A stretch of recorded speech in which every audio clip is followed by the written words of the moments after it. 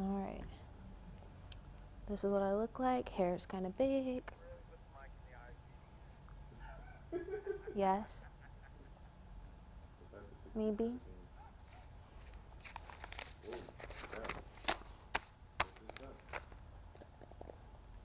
I'm gonna just, the papers are kind of all out of order, so I'm gonna just be going like this, even though it's not the right order.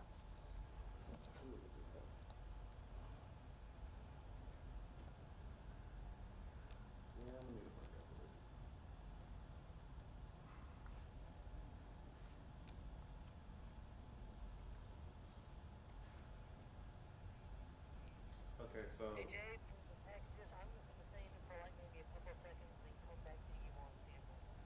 I'll calm down. Oh, we're not starting from the beginning?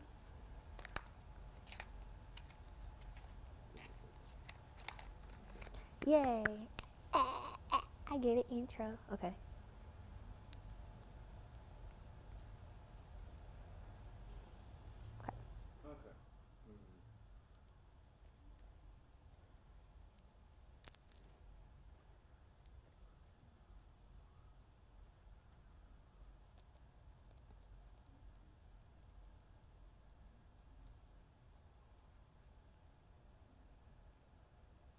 Oh, Jesus.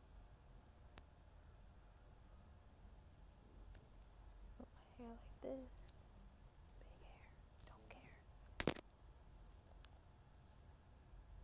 Don't worry. No big deal.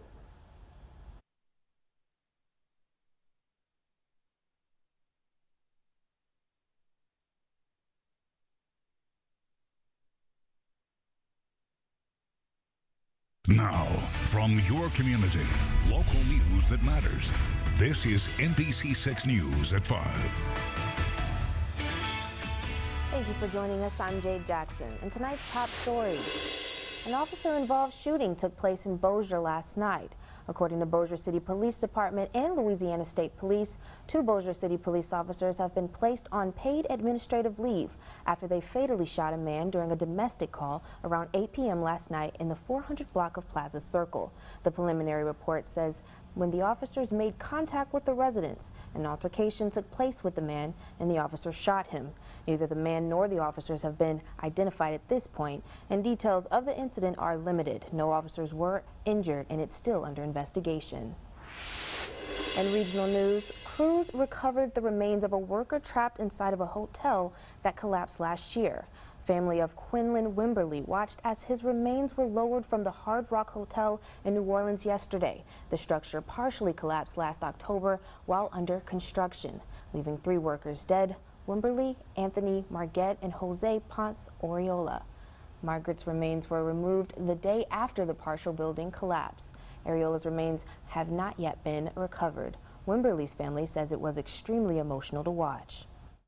We've already had a memorial for him, and we knew that it was a possibility we were gonna be reliving that day. This is worse. It's worse because we actually have his remains, and to see him come, for them to bring him down out of the building in a basket, I think we all broke. It seemed like today is the end, but as for the spiritual side of me and the spiritual side of him, I won't say goodbye. I never used the word goodbye, and so I won't start now. But what I will say is, I see you, Quinn, in the future. Authorities say once the last body is removed, they plan to demolish the building quickly. The cause of the collapse remains under investigation. In Abilene, Louisiana, a man who has been serving life in prison over a $30 marijuana sale is set to walk free. His family is now talking about what went wrong. Iman Boyd reports.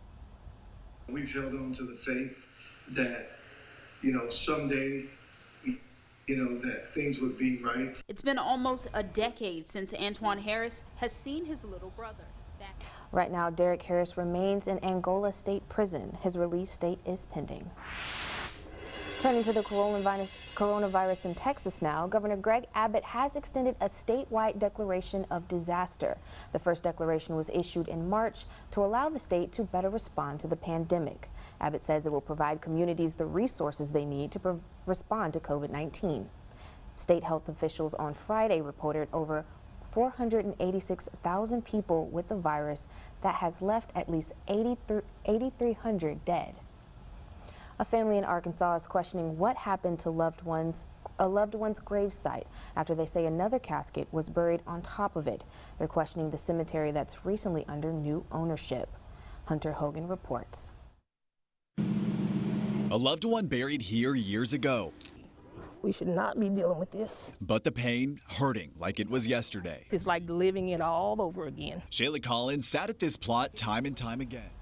She says she will keep pressing for answers and plans to take legal action. Coming up, an investigation into what happened in Georgia when police shot at a group of children. Cell phone and body cam video reveals a different story. We hear more about it ahead.